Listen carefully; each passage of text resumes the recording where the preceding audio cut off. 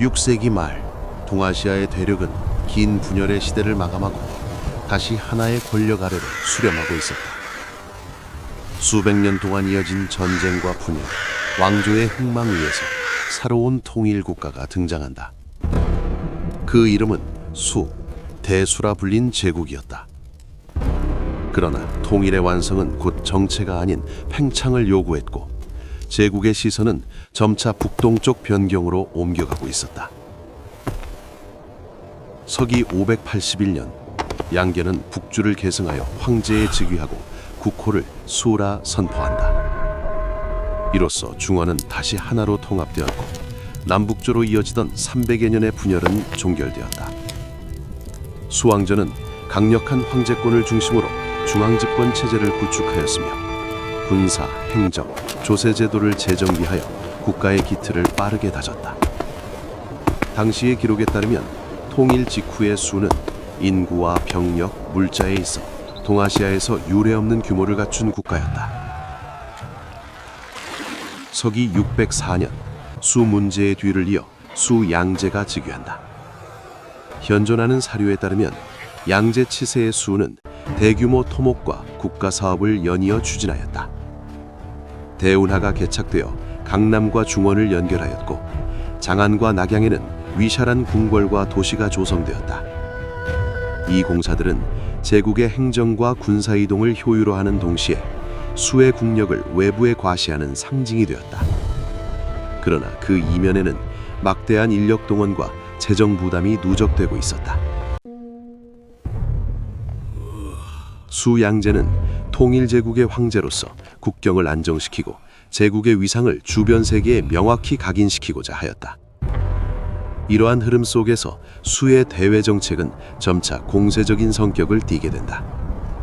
특히 북방과 동북 변경은 제국의 관심이 집중되는 공간이었다. 당시 동북방에는 강력한 국가가 존재하고 있었다. 사료에 따르면 고구려는 만주 남부와 한반도 북부를 아우르는 광대한 영역을 지배하며 북방 세계의 핵심 세력으로 자리 잡고 있었다. 수와 고구려는 직접 국경을 맞대고 있었고 6세기 말부터 국경지대에서는 크고 작은 충돌이 반복되었다. 이 충돌들은 전면전으로 확대되지는 않았으나 양측 모두 상대를 잠재적 위협으로 인식하게 만드는 계기가 되었다. 통일제국 수의 시각에서 고구려는 변경의 안정과 제국 질서 확립을 가로막는 존재였다. 반대로 고구려에게 수는 이전 왕조들과는 비교할 수 없는 규모의 새로운 강국이었다. 기록은 이 시기를 두 강대국이 서로를 시험하며 긴장을 축적해가던 시기로 전한다. 결국 이러한 정치적 군사적 긴장은 하나의 결정으로 수렴된다. 수양제는 동북 변경의 문제를 근본적으로 해결하기 위해 전례 없는 규모의 군사 행동을 준비하기 시작한다. 대수제국은 이제 역사상 가장 거대한 동방 원정의 문턱에 서 있었다. 서기 612년 초 수제국은 전례 없는 규모의 군사 동원을 단행한다. 현존하는 사료에 따르면 이 원정에 동원된 인원은 100만을 넘었으며 그중 약 30만 5천 명이 정규 전투 병력이었다. 이는 단일 원정으로는 당시 동아시아에서 유례를 찾기 어려운 숫자였다. 군사는 각지에서 징발되었고 말과 병장기, 군량은 제국 전역에서 집결되었다. 제국의 역량이 하나의 목표를 향해 집중되고 있었다. 수양제는 이 대군을 여러 갈래로 나누어 운용하도록 명령한다. 기록에 따르면 주력은 육군이었고 동시에 해로를 이용하는 수군이 편성되었다. 육군은 요서 일대에서 출발하여 요하를 건너 고구려의 서방 변경으로 진입하는 계획을 따랐으며 수군은 바레만을 거쳐 한반도 서해안으로 접근하여 육군과 합류하는 구상이었다. 이 계획은 고구려를 남북에서 압박하여 단기간에 전쟁을 종결하려는 의도를 내포하고 있었다. 그러나 이 대규모 작전은 출발 단계부터 막대한 부담을 동반하고 있었다. 사료는 군대의 행렬이 끊어지 이어졌다고 전한다.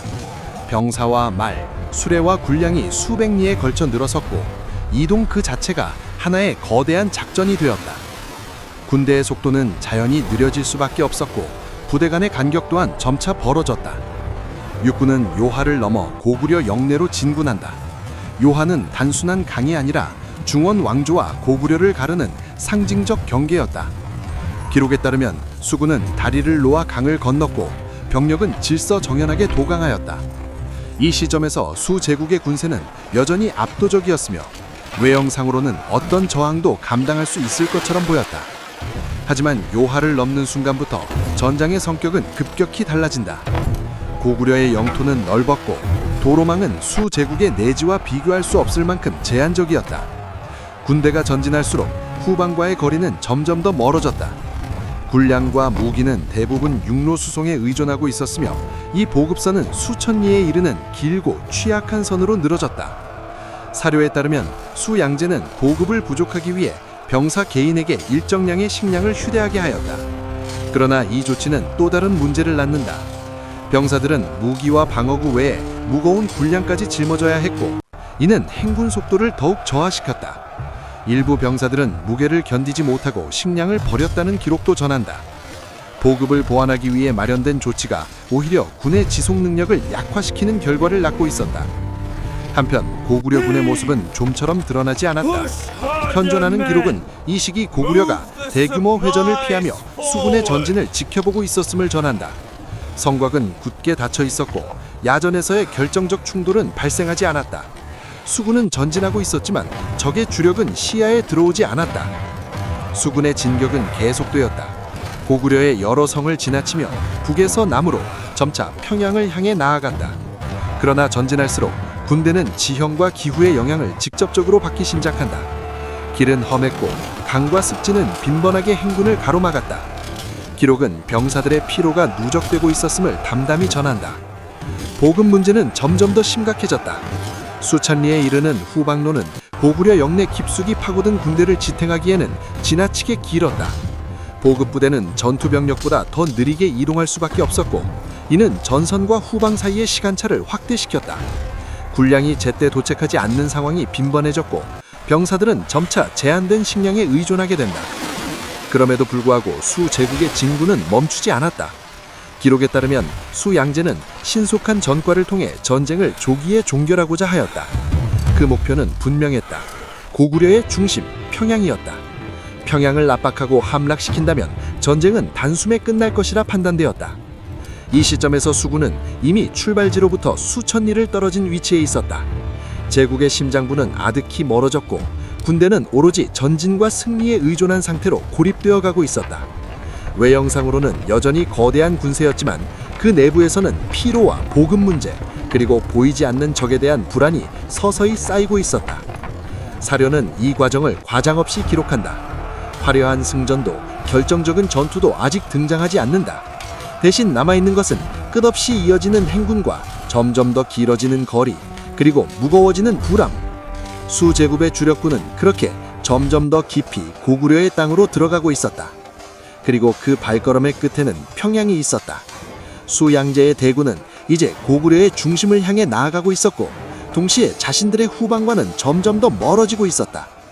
이 원정은 아직 결말을 맞이하지 않았지만 되돌아가기에는 이미 너무 먼 길을 건너온 상태였다. 수 제국의 대군이 요하를 넘어 고구려의 영토 깊숙이 진입했을 때 전장은 예상과 다른 양상으로 전개되기 시작한다. 기록에 따르면 고구려는 수군의 침공에 대해 즉각적인 결전으로 응하지 않았다. 성문은 굳게 닫혀 있었고 야전에서 대규모 회전이 벌어졌다는 기록은 보이지 않는다. 대신 고구려는 전면 충돌을 피한 채 시간을 전장의 중심으로 끌어들이고 있었다. 현존하는 사료는 고구려군이 초반부터 체계적인 방어 태세를 유지했음을 전한다. 수군이 접근하면 성을 지키되 불리하다고 판단되면 깊이 맞서지 않고 물러났다. 수군의 진군로 곳곳에서는 소규모 충돌이 반복되었으나 이는 결전을 목적으로 한 싸움이 아니었다. 고구려의 병력은 흩어졌다가 다시 모였고 전투는 짧고 국지적으로 이루어졌다. 삼국사기에 따르면 이 시기 고구려 서방 전선의 지휘는 을지문덕이 담당하고 있었다. 기록은 그가 수군의 동태를 면밀히 관찰하며 대응하였다고 전한다. 그러나 구체적인 지시나 발언, 개인적 심경은 남아있지 않다. 사료가 보여주는 것은 오직 결과로 드러난 군의 움직임뿐이다. 고구려군은 싸울 때와 물러날 때를 분명히 구분하고 있었다. 수군은 전진할수록 적의 주력을 포착하지 못한 채 계속해서 움직여야 했다. 고구려군은 정면에서 맞붙지 않았고 성곽에 의지하거나 지형을 활용해 시간을 끌었다. 강과 계곡, 숲과 구릉은 고구려에게 익숙한 공간이었으나 수군에게는 낯선 환경이었다. 기록은 이 지형들이 군의 진영을 자주 흐트러뜨렸음을 담담히 전한다. 이 과정에서 수군은 눈에 띄는 대패를 당하지는 않았으나 작은 손실이 누적되기 시작한다. 산계된 고구려 병력과의 소규모 교전, 험로에서의 사고, 그리고 장거리 행군에서 비롯된 탈진이 겹쳤다. 사료에 따르면 전투보다 많은 병력이 굶주림과 피로, 질병으로 전열해서 이탈하였다. 이는 단기간에 해결될 문제가 아니었다. 보급 문제는 시간이 지날수록 더욱 두드러졌다. 후방과 전선 사이의 거리는 계속 벌어졌고 군량은 제때 도착하지 못하는 경우가 잦아졌다. 병사들이 휴대한 식량은 점차 고갈되었으며 현지 조달은 쉽지 않았다. 고구려는 의도적으로 곡물과 가축을 후방으로 이동시켰다는 기록도 전한다. 수군이 진군할수록 이용할 수 있는 자원은 줄어들고 있었다. 고구려의 대응은 조용했지만 지속적이었다. 성을 지키고 길을 끊고 기회를 보아 공격한 뒤 다시 흩어졌다. 이러한 전투 방식은 전과를 과시하지 않았으나 수군의 체력을 조금씩 깎아내렸다. 기록은 이 시기를 싸움이 끊이지 않았으나 큰 싸움은 없었다고 전한다. 전쟁은 눈에 보이는 승패 없이 서서히 흐르고 있었다. 수군 내부에서는 변화가 감지되기 시작한다. 장기간의 행군과 반복되는 소규모 교전 속에서 병사들의 피로는 극에 달했다. 병력 규모는 여전히 거대했으나 실제로 전투에 투입될 수 있는 병사의 상태는 점점 나빠지고 있었다. 사료는 이 시기 수군의 사기가 현저히 저하되었음을 간접적으로 기록하고 있다. 명확한 패배가 없었음에도 승리에 대한 확신은 흔들리고 있었다. 고구려는 여전히 결전을 피했다. 수군이 성을 포위하면 버티거나 철수했고 추격하면 깊이 끌어들였다. 이러한 반복 속에서 수군은 점점 더 안쪽으로 들어가게 된다. 평양을 향한 길은 열려있는 듯 보였지만 그 길 위에는 끊임없는 소모가 쌓여가고 있었다. 전장은 고구려가 설계한 리듬에 따라 움직이고 있었다. 현존하는 기록은 이 시기를 장황하게 묘사하지 않는다. 대신 짧은 문장으로 반복되는 교전과 진군, 그리고 누적되는 손실을 전한다.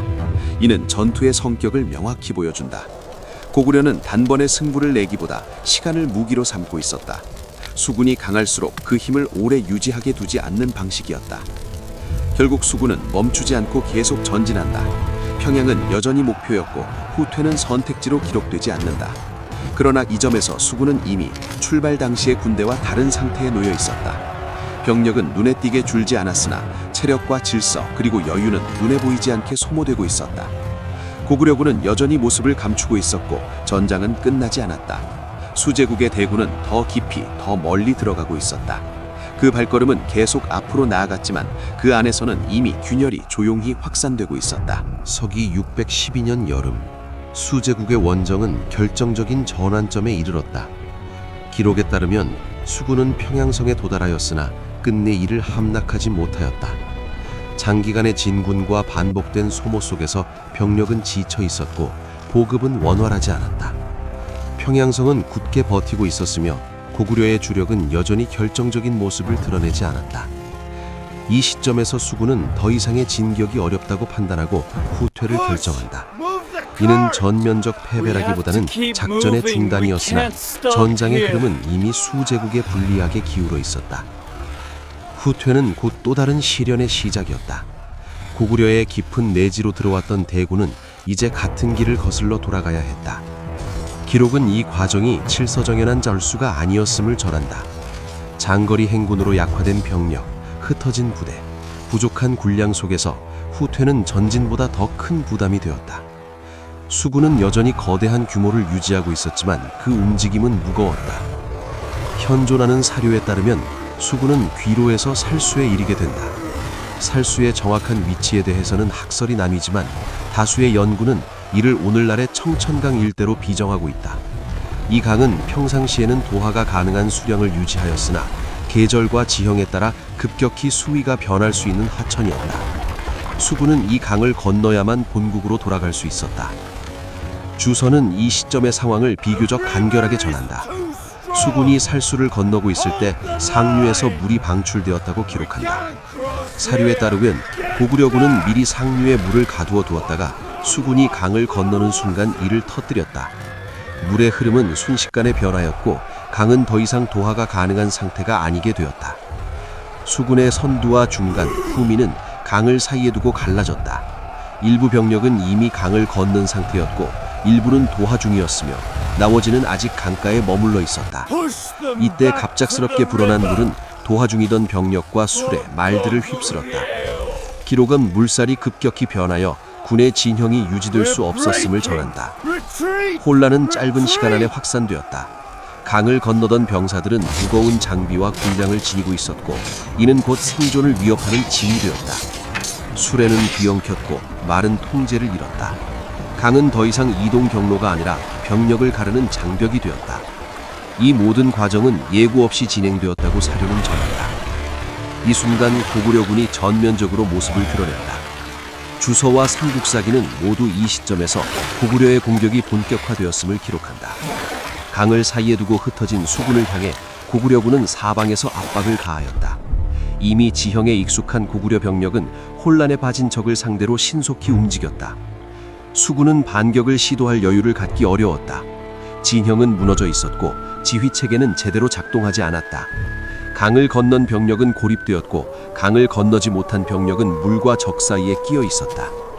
사료는 이 시기의 전투를 장황하게 묘사하지 않는다. 대신 짧고 단호한 문장으로 수군이 크게 패하였음을 전한다. 고구려의 공격은 단순한 추격이 아니었다. 이는 철저히 준비된 반격이었다. 물로 군을 무너뜨린 뒤 그 틈을 노려 일제히 타격을 가하는 방식이었다. 전투는 장시간 이어지지 않았던 것으로 보인다. 수군의 저항은 곳곳에서 이루어졌으나 전체적인 흐름을 되돌리기엔 역부족이었다. 주서는 이 전투의 결과를 분명하게 기록한다. 출정 당시 약 30만 5천 명에 달하던 정규 병력 가운데 본국으로 돌아온 자는 약 2,700명에 불과하다고 전한다. 이 숫자는 전투에서 전사한 자뿐 아니라 물에 휩쓸리고 흩어져 돌아오지 못한 이들을 모두 포함한 결과였다. 하루 사이에 수제국의 주력군은 사실상 소멸했다.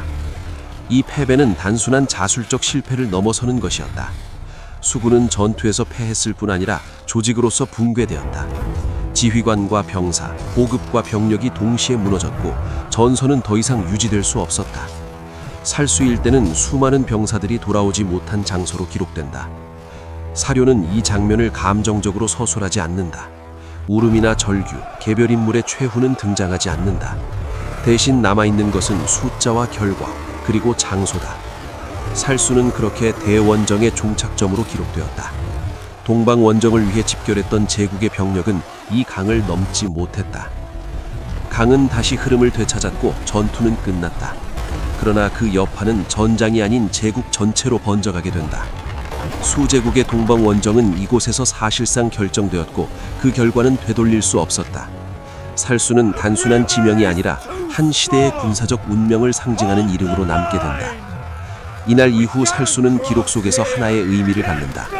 그것은 승패를 가르는 마지막 전투의 장소였으며 동시에 수많은 병사가 돌아오지 못한 강이었다.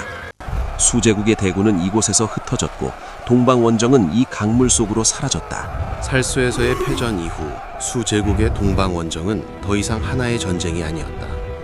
그것은 제국 전체를 뒤흔드는 충격으로 확산되었다. 전장에서 살아 돌아온 병력은 극히 소수였고 대군의 행방은 곧 제국 전역에 알려졌다.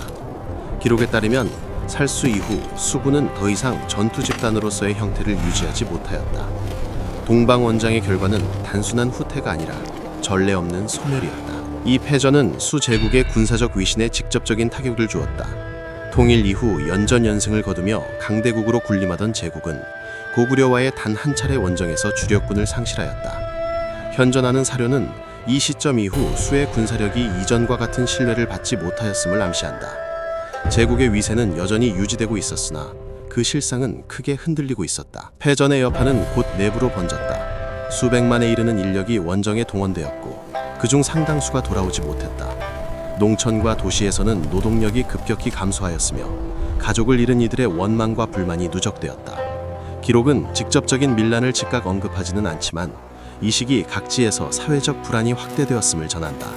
살수에서의 패배는 군대만이 아니라 제국의 기반 자체를 약화시키고 있었다. 그럼에도 불구하고 수 양제는 동방원정을 포기하지 않았다. 수서에 따르면 그는 살수의 패배를 결정적인 실패로 받아들이기보다는 일시적인 좌절로 인식하였다. 제국의 국력과 군사 동원 능력을 고려할 때 고구려를 굴복시키는 것은 여전히 가능하다고 판단한 것으로 보인다. 이러한 인식 아래 수 제국은 다시 군대를 준비하기 시작한다. 서기 613년 수는 두 번째 고구려 원정을 감행한다. 그러나 이 원정은 출발부터 이전과 다른 환경에 놓여 있었다. 병력 동원은 여전히 대규모였으나 살수의 기억은 지워지지 않았다. 기록에 따르면 이 원정 도중 제국 내부에서 반란이 발생하였다.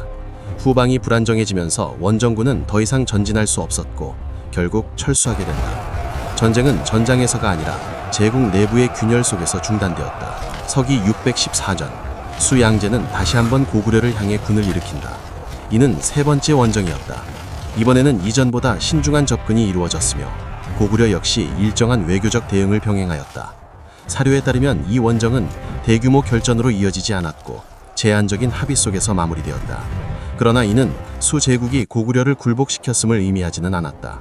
고구려는 여전히 독립을 유지하고 있었고 수는 결정적인 성과를 얻지 못하였다. 세 차례에 걸친 원정은 모두 제국에 막대한 부담을 남겼다.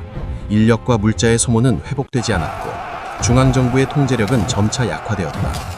기록은 이 시기 각지에서 반란과 봉기가 잇따랐음을 전한다. 이는 단일 사건의 결과라기보다 누적된 부담이 한계에 도달했음을 보여주는 징후였다. 마침내 서기 618년 수 제국은 붕괴한다. 수 양제는 강도에서 피살되었고 제국은 새로운 왕조로 넘어간다. 공식 기록은 이 멸망의 원인을 여러 요소로 설명하지만 동방원정의 실패가 차지하는 비중은 분명하다. 살수에서 시작된 군사적 붕괴는 제국의 정치와 사회를 동시에 흔들어 놓았다. 한편 고구려는 이 일련의 전쟁 속에서 국가의 존립을 지켜냈다. 수라는 거대한 제국을 상대로 고구려는 멸망하지 않았다. 기록에 따르면 고구려는 살수 이후에도 국경 방어를 유지하였으며 동북아시아에서의 위상을 더욱 공고히 하였다. 수 제국의 붕괴 이후 고구려는 당과 마주하게 되지만 이 시점에서 이미 강력한 군사국가로 자리잡고 있었다. 살수의 전투는 하루의 전투였으나 그 여파는 수년에 걸쳐 이어졌다. 수 제국에게 그것은 단순한 패전이 아니라 되돌릴 수 없는 균열의 시작이었다. 군사적 실패는 정치적 불안으로 이어졌고 정치적 불안은 제국의 붕괴로 귀결되었다. 사료는 이 과정을 냉정하게 기록한다. 감정적 수사는 없지만 결과는 분명하다. 동방원정은 살수에서 끝나지 않았다. 그러나 그 운명은 이미 그 강에서 결정되었다고 볼 수 있다. 살수에서 잃은 것은 병력만이 아니었다. 그것은 제국의 자신감이었고 통제력이었고 통일 왕조로서의 지속 가능성이었다. 이렇게 살수의 패배는 하나의 전투를 넘어 한 왕조의 향방을 가르는 분수령이 된다. 겉으로 보였던 수 제국의 질서는 그날 이후 회복되지 않았다. 살수는 흐르고 있었지만 그 강을 건너간 제국의 힘은 다시 돌아오지 못했다. 살수의 전투가 끝난 뒤 전장은 고요해졌지만 역사의 파장은 멈추지 않았다. 이 전쟁은 단순한 승패의 기록이 아니라 제국과 국가, 전략과 한계가 적나라하게 드러난 사건이었다. 이제 남아있는 것은 그 결과를 종합하고 의미를 되짚는 일이다. 살수는 하나의 전투였으나 그 안에는 동아시아 중세 국제 질서의 본질이 응축되어 있었다. 수 제국의 패배는 겉으로 보기에 이해하기 어려운 결과였다. 수는 통일 제국이었고 동원된 병력과 물자는 고구려와 비교할 수 없을 만큼 방대했다. 그러나 이 전쟁은 군사의 숫자만으로 승패가 결정되지 않음을 분명히 보여준다. 사료에 근거해 보면 수의 실패는 전투 이전부터 구조적으로 예견된 측면이 있었다. 첫째는 후방과 전선의 거리였다. 수 제국의 작전은 광대한 영토를 바탕으로 한 대규모 동원을 전제로 하였으나 그만큼 보급선은 길고 취약했다. 수천 리에 이르는 육로 보급은 단순히 물자의 문제가 아니라 시간과 질서의 문제였다. 병력이 전진할수록 보급은 지연되었고 이는 곧 병사들의 전투 지속 능력을 약화시켰다. 군량을 병사 개인에게 휴대하게 한 조치는 보급 체계의 한계를 보여주는 단적인 사례였다. 둘째는 지형에 대한 이해 부족이었다. 고구려의 산악과 하천, 습지와 구릉은 수군에게 익숙하지 않은 공간이었다. 특히 하천은 단순한 장애물이 아니라 전투의 양상을 바꿀 수 있는 요소였다. 살수에서의 패배는 지형이 전술적 변수가 아니라 전략적 결정 요인이 될 수 있음을 보여준다. 수군은 강을 건너는 행위를 단순한 이동으로 인식했으나 고구려는 이를 전장의 핵심으로 전환시켰다. 셋째는 상대에 대한 과소평가였다. 수 제국은 통일 이후의 자신감을 바탕으로 고구려를 제압 가능한 변경 세력으로 인식한 측면이 있었다. 그러나 고구려는 오랜 기간 북방 세계에서 살아남아온 군사 국가였다. 사료가 보여주듯 고구려는 대군을 상대로 정면 승부를 고집하지 않았고 상대의 강점을 약점으로 전환하는 방식을 선택했다. 이는 단순한 전술이 아니라 국가 차원의 전략적 판단이었다. 이에 비해 고구려의 대응은 일관되었다. 고구려는 처음부터 결전을 목표로 하지 않았다.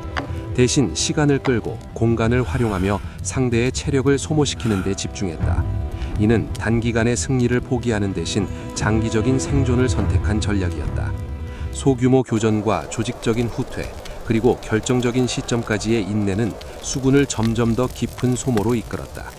살수에서의 반격은 이러한 전략의 종결점이었다. 고구려는 충분히 약화된 상대를 상대로 가장 불리한 지점에서 최종 타격을 가했다.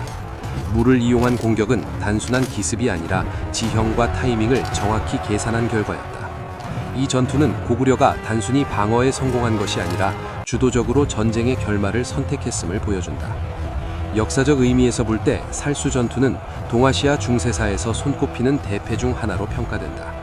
단 하루의 전투로 제국의 주력군이 사실상 소멸한 사례는 드물다. 이 패배는 수 제국의 군사력에 치명적인 타격을 주었을 뿐만 아니라 정치적 정당성과 통치 기반을 동시에 약화시켰다. 이후의 반란과 혼란은 우연이 아니라 이 패배의 연쇄적인 결과로 이해될 수 있다. 살수는 또한 제국의 팽창이 언제나 성공으로 이어지지 않는 것을 보여주는 사례이기도 하다. 통일 직후의 수 제국은 내부 정비와 외부 확장을 동시에 추진하였다. 그러나 국력의 한계를 넘어선 전쟁은 오히려 그 기반을 무너뜨리는 결과를 낳았다.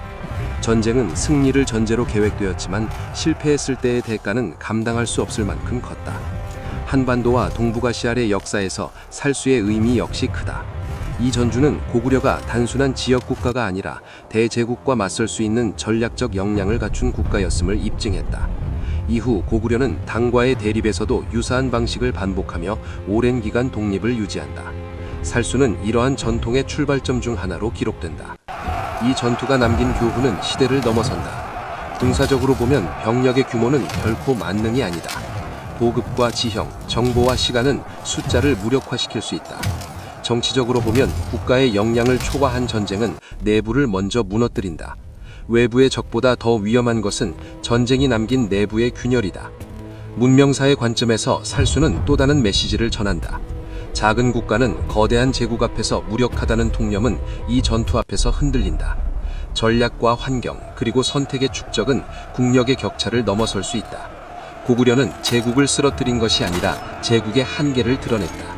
살수의 물은 오래전에 흘러갔지만 그 의미는 남아있다. 이 전투는 승리와 패배를 넘어 전쟁이 무엇으로 결정되는지를 묻는다. 힘의 크기인가, 아니면 그것을 사용하는 방식인가? 수 제국과 고구려의 충돌은 그 질문에 하나의 분명한 답을 남겼다.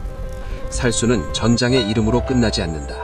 그것은 한 왕조의 몰락을 예언한 경고였고 한 국가의 생존 전략을 증명한 증언이었다.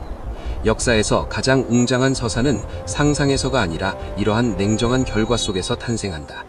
그리고 살수는 그 사실을 가장 분명하게 보여주는 이름으로 남아있다.